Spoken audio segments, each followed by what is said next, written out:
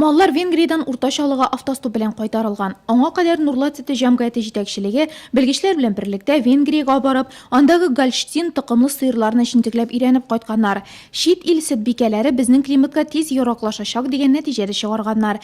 Әмма маллар берничә көн җирле азыкка күнегә алмады ди. 400 ел тирлек караучы булып эшләүче Владимир Попов. Бүген исә барысын да гадәттәгечә башкаралар. Раздатчик утром раздает, мы после него еще Азык тараткычтан соң җыештырабыз, аннары малларга су ишерәбез. Асларын чистартып пешән бирәбез, асларына салам җәябез. Бұлар чиста сөт тұқымны. Европа бетінде ол қазір 40-50 литр сүт сауа. Мына соның үшін біз тоже Европадан қалышмасқа тырышып, Венгриядан 95 баш бұйылтанақ алырға текшеріп қарарға болдық. Әлі келешекте тағын обещайттылар 200 баш алырға деп тұрабыз.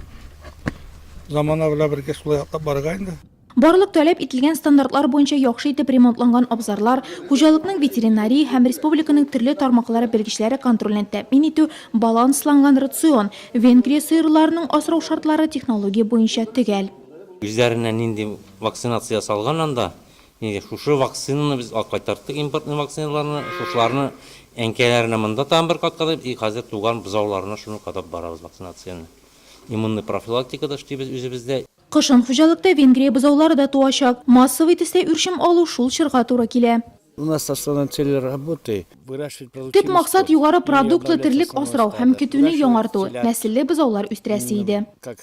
Янәшәдә генә Кировтан кайтарылган сыерлар асрала. Тәүлеккә 25-30 кг сөт бирәләр. Бозаулары да зур булып туа икән. Алары савым көтүен яңарту өчен тотылачак. Яңа токымлы малларны карау махсус сайлап алынган кадрларга йөкләнгән.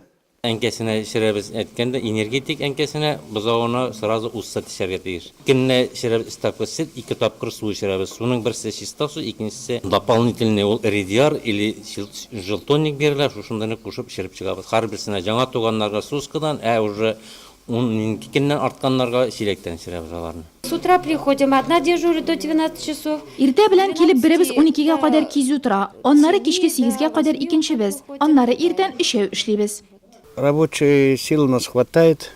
Бездә эшче көч җитәрлек. Һәркем үз эшен әйбәт башкара. Барлык таләпләр төгәл үтәлә. Барлык ветеринар чаралар үз вакытында һәм сыйфатлы башкарыла. Ахыргы нәтиҗә билгеле инде икътисади нәтиҗәлелек. Зур сөткә юл ачык дип саныйлар хуҗалыкта.